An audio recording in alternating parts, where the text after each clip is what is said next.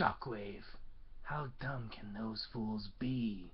Do they honestly believe that this is all of Shockwave's doing?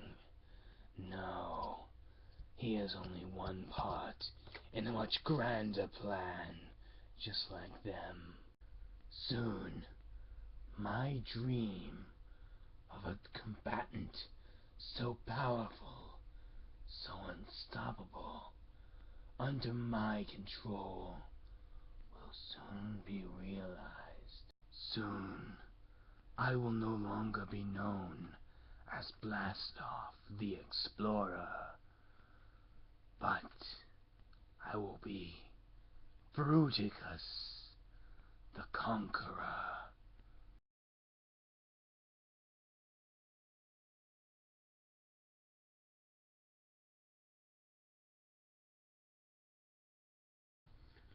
So, here we have Blastoff. Say hello to the public, Blastoff. Okay, fine then, be rude. So yes, here we have Decepticon. No wonder he's so rude. Blastoff. Here we have his box. It is same like all the other boxes from Ball Cybertron except for Blastoffy bits right here on part 2. Obligatory product shots, text bet. I cannot talk today again. Bio, read it now, because the best angle you're going to get. Other figures sold separately, apparently. I don't imagine how people could have thought otherwise. Now, prepare to be thrown. In 3, 2, 1. I love doing that. Thank you, Emgo, for putting that habit inside of me. So yes, here we have Blastoff, and I really like this. I'm just gonna say right now, I'm gonna try to get the camera to focus a little bit better. But yeah, this is Blastoff. A lot of good detailing. I actually really like this version of the toy the best. As I said with Vortex's review, I actually really do like the Hasbro retail colors. They're really nice. And you do actually get quite a bit of detailing. You get some nice mode detailing right here. You see the abs are painted in silver. You get some nice little yellow energon effects going on through the chest. And the guns. They have these little yellow blade things. Kind of like Vortex's swords. You get some nice, good molded detail on the guns. Nice little head sculpt right there. Nice with the mask. And he has some more yellow energon crest. And his eyes are also yellow. Nice with the silver paint. Really cool. It's painted on the back thruster engine. With really good detailing. I really like this. I'm just gonna say this now. He looks weird from the back. Like you can see, his shoulders are hollow, his arms are hollow, and he has this weird little thing sticking out of his back. But hey, whenever you ever looking at his back, unless you're dying after he beat you up. So yes, really good detailing. Here are his feet. They look kind of weird, but they also really work, and you can see little ports right here on him. I'm going to touch those over at the end of this little saga I am doing, which I will touch on in a later video. Probably not the next review, but probably a little update video. But yes, really nice detailing overall. I really like the little arm blades he has and the gun blades. And again, really nice detailing on the guns. So yeah, let's get on with some articulation, shall we? Now, to start off, I'm going to refocus my camera. Focus! Okay, that's good. So yeah, for articulation, it's actually pretty decent. His head is on a ball joint. However, it can only rotate 360 degrees. If you have it, it can kind of pivot up and down, but not by much. Mainly due to the fact that the ball joint's kind of sunken into the head. Which I usually sometimes question why a ball joint, why not a hinge joint, but I digress. The arms are on ball joints, however, here's the thing about them. I'm just going to bring them closer a little bit. To get them to have full range of motion, the transformation has you basically take this and click it in. You want to leave this out. You want to basically this little joint right here, this little transformation joint, to move freely. Otherwise, the arms are going to end up weirder than they already are. The shoulders are on ball joints, so they can get some nice little pivoting motions around. And if you keep this thing freely to move, they will be able to point. They will be able to move 360 degrees. It will look a bit weird, but, well, let's face it. If you're a real Transformers fan, you've seen a whole bunch of weird Transformers by this point. He does have a double jointed elbow. First one is a ball joint that connects the little elbow piece to the actual arm, and that actually allows it to not only bend but swivel as well. But then you have that little swivel joint up here for the elbow, and that's how it mainly bends sometimes. Now you can move these just grabbing the arms, you will get a random movement. So yeah, it could be like just on the ball, it could be just on the hinge. I will warn you though, this varies from figure to figure. It's not for all figures, but sometimes you will get a loose ball joint on these things. So just warning you now, if your ball jointed elbows are loose, get some, there's a certain type of floor polish, I don't really know what, check out Off the Bombus or PR channel, they might have the answer in their videos, but you can also use epoxy or super glue on these, or heck, just even a piece of tape, and that'll like give the ball joint the nice little tightness it'll need to not only fit inside the arm properly, but also have the nice little tightness to hold a nice little pose. And as you can see, mine are really nice and tight. I did not do anything to alter them that I know of. I'm just going to say this right now. I got this figure used. And I didn't. I'll mention that at a later time. I'll just say it right now. I got this figure from my local comic book shop, but I also buy it off of Amazon. Now, here's the thing. I got the main body off of Amazon, but I got another one from my local comic book shop, and his arms, the one I got from Amazon, his arms were really loose, but the one I got at my local comic book shop, his arms were nice and tight. However, that one was used.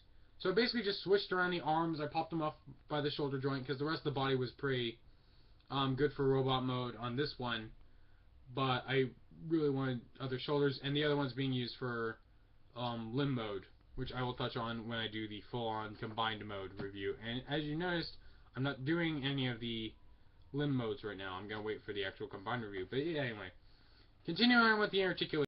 His legs right here, well, they do that. But he has little hinge joints at the legs so they can move outwards. Pretty good. They can, yeah, they get really high. You can do a nice little side thrust kick if you can balance right. I haven't tried it. I don't know what kind of joint these are on. I assume it's a swivel joint. But I have heard that this entire thing in general, like not only the swivel joint inside, but this little hinge, it's called a universal joint. So I'll just say this. His hips are on a universal joint. His thigh is on a mushroom peg, so it can swivel 360 degrees. His knee is on a little hinge joint, so it can actually bend pretty far. That's actually mainly due to the transformation.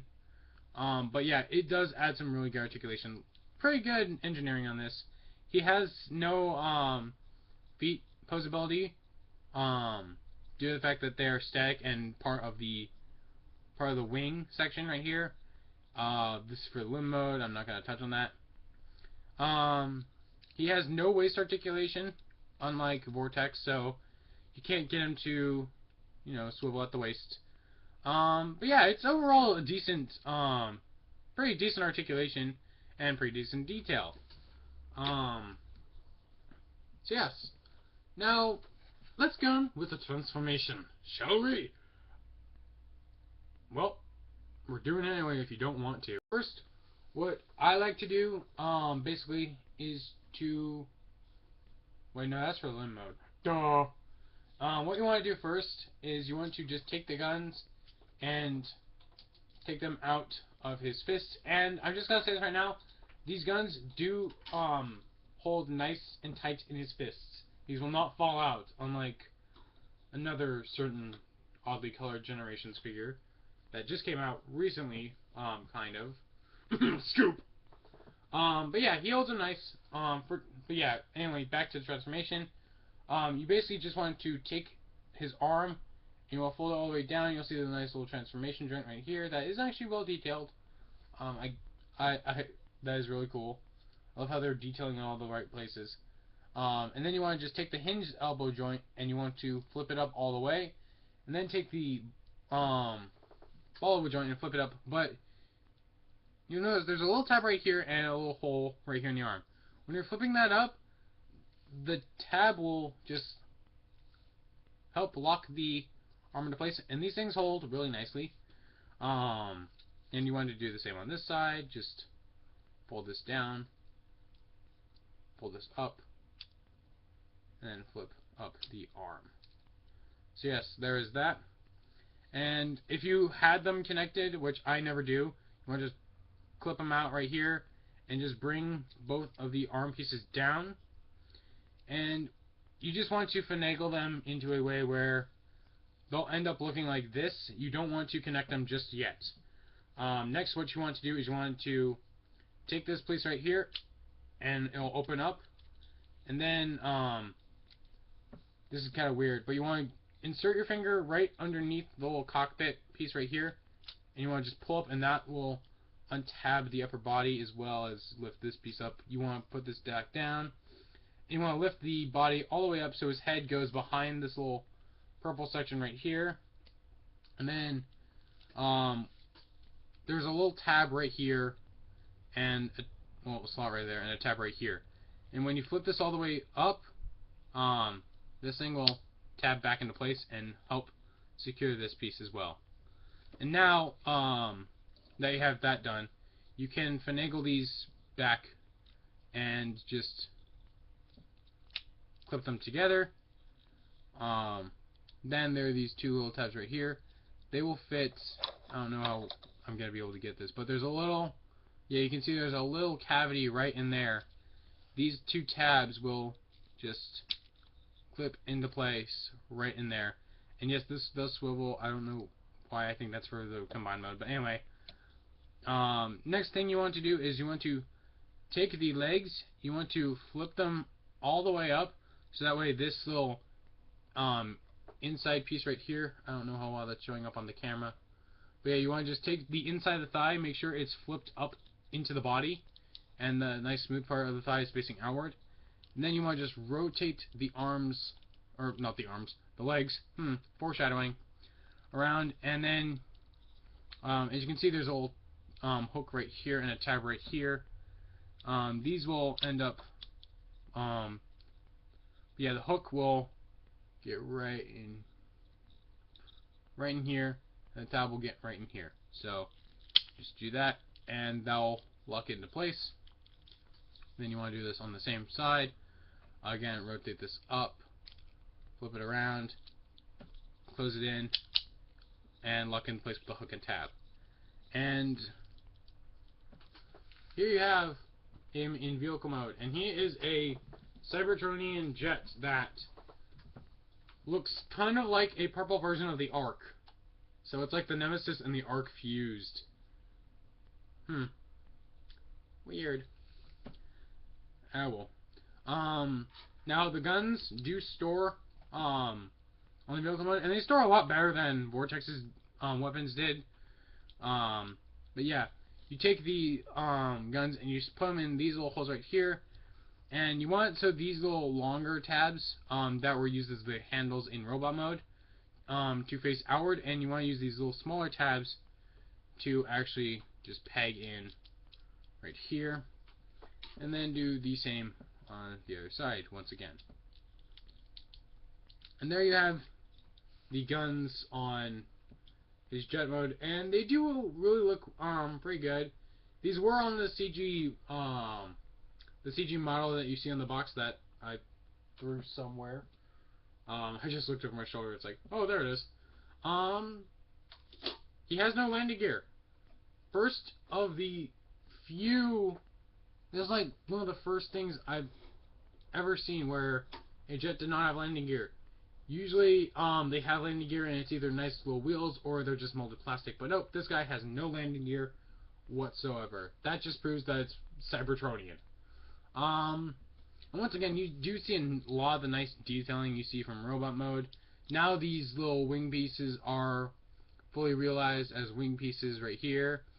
Again, nice silver paint on the little engine piece right here. A little yellow on the cockpit. Again, some nice little silver along here. So yeah. And yeah, right here is his Decepticon logo in black, not in shining Energon purple. Or dark Energon.